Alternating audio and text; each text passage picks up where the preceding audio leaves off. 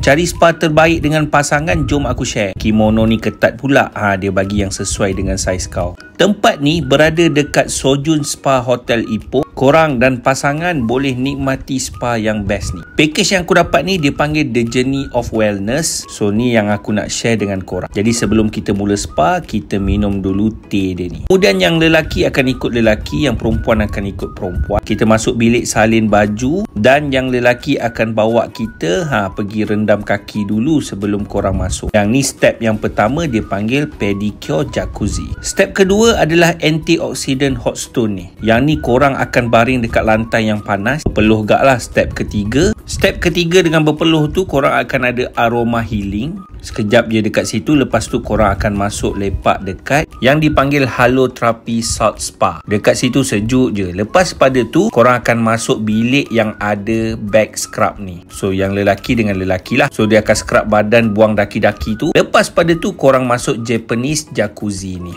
Kemudian siaplah tukar baju. Dan last kali kita bagi, dia panggil food moxibustion. Lepas tu minum teh, dah siap. Package ni hanya 500 sahaja untuk satu pasangan. Siap staycation dan breakfast lah.